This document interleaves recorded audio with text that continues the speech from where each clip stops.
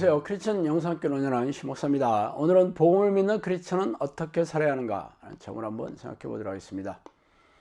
자, 복음이란 예수님께서 인류의 죄, 우리의 모든 죄를 대신하여 십자가에 보혈을 흘려주셨으므로 믿음으로 이 사실을 받아들인 사람들에게 죄가 용서함을 얻어 죄로 막혔던 하나님의 관계가 회복되어 영원한 천국에서 살게 된다는 뜻이죠.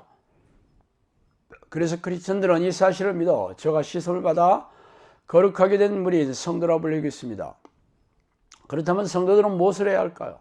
예수님께서 자신의 죄를 다 용서해 주셨으므로 죄에 대해 자유로워진 상태입니까?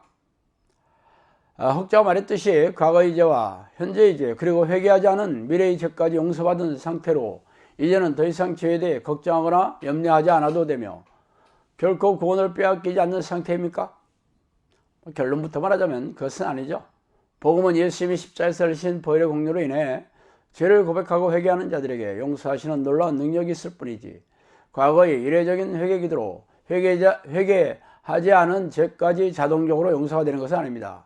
그러므로 복음이 진정 기쁜 소식이 되려면 복음의 수혜를 받은 증거나 열매가 드러나는 사람들이겠죠. 아니면 지식으로 이해하여 머리에 쌓아두었을 뿐입니다. 말하자면 예수의 보혈의 능력이 머리가 아니라 가슴으로 내려와 죄가 없는 의인이 되어 천국의 삶을 누리며 사는 것으로 증명해야 합니다. 자, 그렇다면 예수님이 우리의 죄를 대신하여 십자가에서 보혈을 흘려주셨으므로 우리의 모든 죄가 용서를 받았다는 것을 믿음으로 받아들인 사람들은 어떻게 살아야 합니까? 십자가의 보혈의 공로로 의지하여 죄를 고백하고 회개했다 하더라도 육체를 지닌 사람들은 밥 먹듯이 짓는 죄에서 자유롭지 못했다는 것을 잊어서는 안 되죠.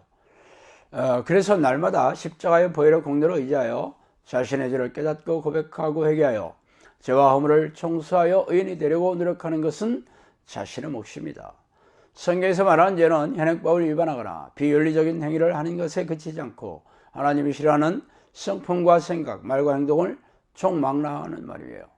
그러나 모든 인간은 태어날 때부터 죄로 오염된 본성을 가지고 있기에 하나님의 피조물로서 하나님의 뜻에 순종하기보다 자신이 주인이 되어 자기 마음과 육체의 생각대로 살려고 하는 본성이 있어 이번에는 하나님을 주인으로 고백하더라도 여전히 마음의 생각과 육체의 욕심대로 사는 죄를 살아가고 있습니다. 말하자면 자아가 죄로 오염되어 죄에서 자유로운 사람이 한 명도 없다는 것이죠. 만일 우리가 범죄하지 아니하였다 하면 하나님을 거짓말하는 자로 만드는 것이니 또한 그의 말씀이 우리 속에 있지 아니하리라. 1서 1장 10절이죠. 전에는 우리도 다 그 가운데서 우리의 육체의 욕심을 따라 지내며 육체와 마음이 원하는 것을 하여 다른 이들과 같이 본질상 진노의 자녀였더니. 에베소 2장 3절입니다. 성경은 육체와 마음이 원하는 대로 사는 사람들은 본질상 진노의 자녀인 마귀의 자녀라고 말하면서 모든 사람이 이 죄에 대해 자유롭지 못하다고 선포하면서 만일 죄가 없는 사람이라고 말하면 하나님을 거짓말쟁이로 만드는다고 콕 집어 말하고 있습니다.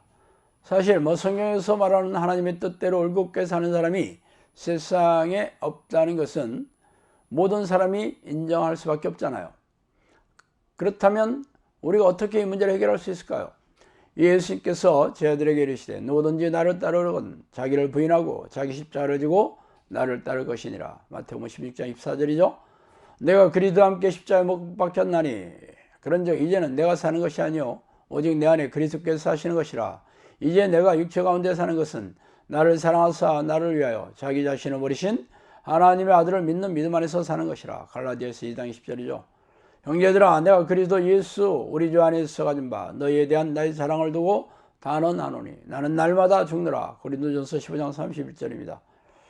예수님이 제자들이면 자신을 주인으로 알고 육체와 마음이 원하는 대로 살려는 본성을 십자가에 못 박고 자기 부인을 하며 십자가를 지고 살아야 한다고 명령하고 있습니다. 십자가를 지는 것은 죽어가는 것을 의미하죠.